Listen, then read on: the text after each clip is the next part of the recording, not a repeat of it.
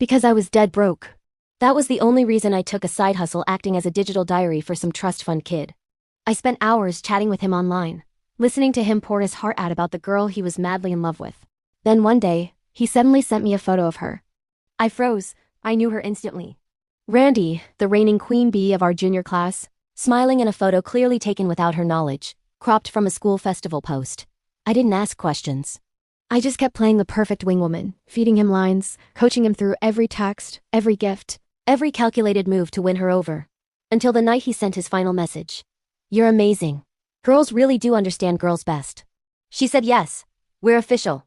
I'm deleting this account now. Goodbye. Attached to the message was a wire transfer for $15,000. I stared at the number for a long time before I declined it. I told myself I didn't need payment for something that felt, in some strange way, like betrayal already committed. I just didn't know yet who I'd betrayed, or how badly I would pay for it. The very next night, after study hall let out, I took the back stairwell to avoid the crowd, and walked straight into the sight of Randee kissing a boy in the dark. I recognized the line of his shoulders before I saw his face, because I'd spent 5 years memorizing that silhouette from across a hallway. Asher. The boy my anonymous client had been messaging. Every single night was Asher, the same boy I had loved in silence since middle school. The same boy whose class schedule I still had memorized down to the period. The same boy I had followed into this academy on purpose, telling no one, not even myself, why it mattered so much. For a moment I didn't know whether to laugh at the absurd smallness of the world, or scream at my own staggering stupidity. I had been the one who taught him how to fall in love with someone else. My deskmate Becca found me frozen in the stairwell shadows and immediately clocked what I was staring at. She gasped, delighted, scandalized, thrilled the way only a bystander to someone else's heartbreak can be. Asher and the popular girl, she whispered, tugging my sleeve. Honestly, good for them. The hottest guy and the prettiest girl must be nice. I said nothing. She narrowed her eyes at my silence and asked if I had a crush on him, if I was secretly heartbroken right now, and I snapped back so fast, so defensive, that she laughed and dropped it, calling me the ultimate good girl who only cared about exams. She had no idea how right and how wrong she was in the same breath. I told myself it didn't matter. Asher and Randee had never hidden their relationship, and why would they? They were both top of the class, both from families wealthy enough that the school administration built entire wings around their tuition checks. Asher's family had funded the new science building the previous year. Nobody was going to touch either of them. I sat 2 seats behind Asher for the rest of the semester, watching Randee bring him iced coffee between periods, watching him smile the soft private smile he never gave anyone else. And I buried the version of myself that used to memorize his water bottle habits and his sketchbook doodles. I thought that was the end of it. I was wrong. It was only the beginning.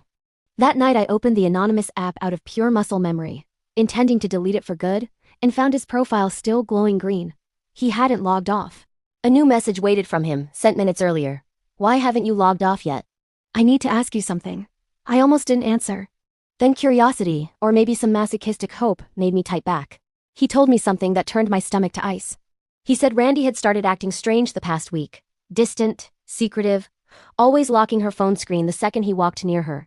And he wanted my advice again, because apparently the anonymous stranger who'd coached him into her arms was now the only person he trusted to tell him the truth. I told him I couldn't help. He didn't listen. He sent screenshots. Group chat logs he'd found on a laptop she'd left unlocked at his house. And what I read inside those screenshots was the first plot twist I never saw coming. Randee hadn't fallen for Asher because of the letters. She'd known who he was messaging with from the very start. She had a friend, a girl named Priya who worked part-time at the same private tutoring center as me. And Priya had recognized my writing style from an old creative writing contest we both entered freshman year. Randee had known for months that an anonymous ghostwriter was coaching Asher, and instead of exposing it, she'd used it. She let the fake courtship play out exactly as scripted, because she needed something far more valuable than romance. She needed Asher's family's signature on a business contract. Her own family was quietly bleeding money to secure, and the fastest way to guarantee that signature was to become the golden couple the entire school. And eventually his parents couldn't help but bless. I wasn't just his ghostwriter. I'd been an unwitting accomplice in her con.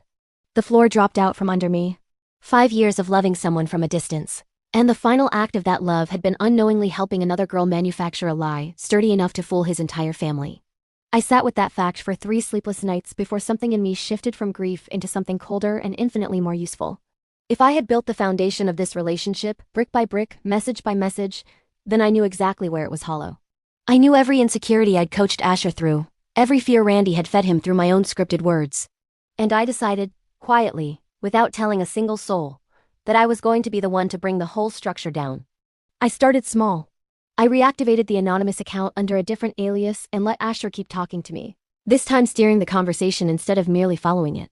I asked careful questions about Randee's schedule, about the tutoring center, about a laptop with a locked folder labeled contracts that he'd mentioned once in passing and never again. He didn't notice he was being led. He trusted the voice on the other end of that chat more than he trusted his own girlfriend, which told me everything about how thin their relationship actually was beneath the golden couple photographs everyone at school swooned over. Meanwhile, Becca, still oblivious to any of it, kept dragging me along to sit near their orbit, kept narrating Randee's every gesture toward Asher like a live sports commentator, unknowingly handing me reconnaissance I didn't even have to ask for. I learned that Randee's family's company was 3 weeks from a funding deadline. I learned that the contract required Asher's father's signature specifically, not just any investors, because of an old business rivalry between the two families that neither Asher nor Randee fully understood. I learned that Randee had been quietly forging Asher's enthusiasm for the deal in conversations with his father, dropping phrases like "my boyfriend thinks this partnership is brilliant" into family dinners Asher had never actually attended. The second plot twist arrived when I discovered, through the same laptop conversations Asher unknowingly kept feeding me, that Priya, Randee's supposed best friend and the one who'd first recognized my writing, wasn't loyal to Randee at all. Priya had her own reasons to want the deal to collapse. Her older sister had lost her position at Randee's family's company the year before, pushed out in a boardroom maneuver that left the family financially gutted. Priya had been watching Randee for months, waiting for a crack to exploit.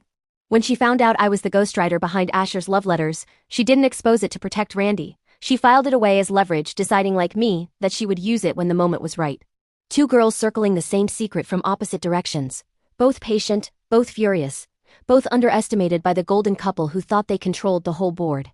I reached out to Priya first, carefully, testing the water with vague references to the writing contest, to see if she'd bite. She did immediately, and what followed was less an alliance than a controlled detonation between two people who finally had someone else who understood exactly how badly they'd been used. Priya had the financial paper trail.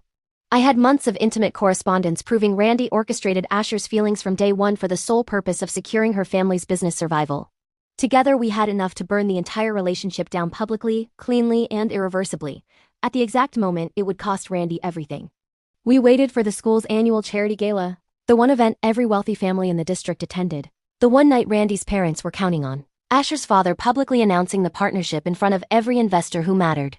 Randee had spent weeks planning her dress, her seating chart, her perfectly choreographed entrance on Asher's arm.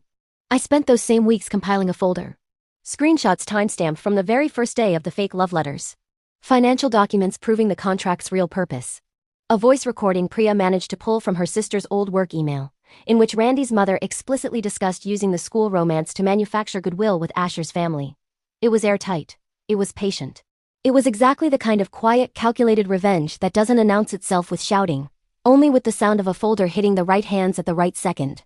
The night of the gala, Asher's father stood at the podium with a champagne glass raised, ready to announce the partnership, Randee glowing beside him in a dress that cost more than my family's monthly rent. That was when Priya walked up to the projector table where the evening slideshow was cued and swapped the file. Instead of the partnership announcement graphic, the screen filled with a single message thread, blown up for the entire ballroom to read. My anonymous handle. Asher's real name. Every line of coaching I had ever given him about how to fall for a girl who was, in that exact same window of time, drafting talking points with her mother about how to weaponize his feelings. The room went utterly silent, except for the soft, horrified intake of breath from Asher's father, as he read message after message revealing his son had been quietly manipulated for months by a family desperate enough to script an entire romance for a business deal. Randee's face went the color of ash. She reached for Asher's arm, and he stepped back from her in front of 300 witnesses, his expression the exact opposite of the tender private smile he used to give her. Priya took the podium next, calm and merciless, laying out the financial documents to the very investors Randee's family had been courting, explaining precisely how the deal had been built on manufactured affection and false enthusiasm.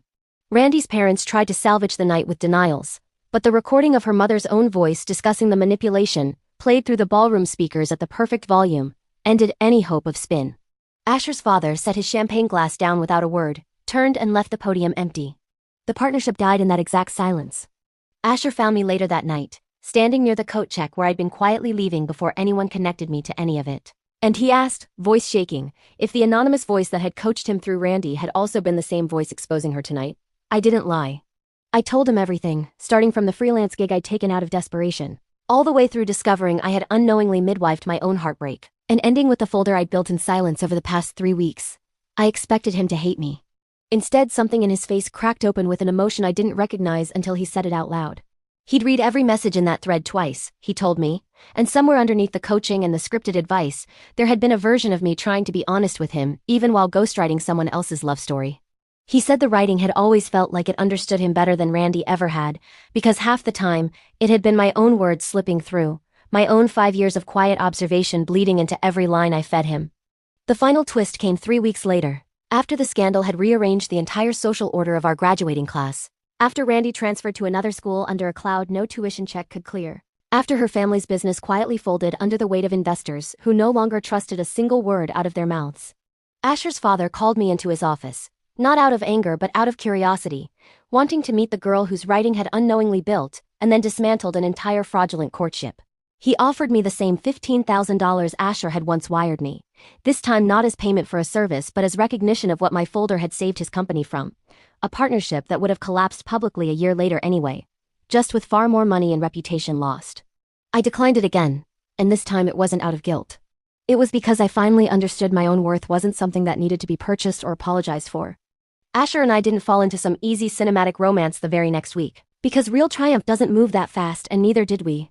But over the following months, stripped of the manufactured golden couple mythology, he started walking the long way through the West Wing on purpose. The same hallway I used to detour through just to catch a glimpse of him 5 years earlier. Except now he was the one lingering near my locker.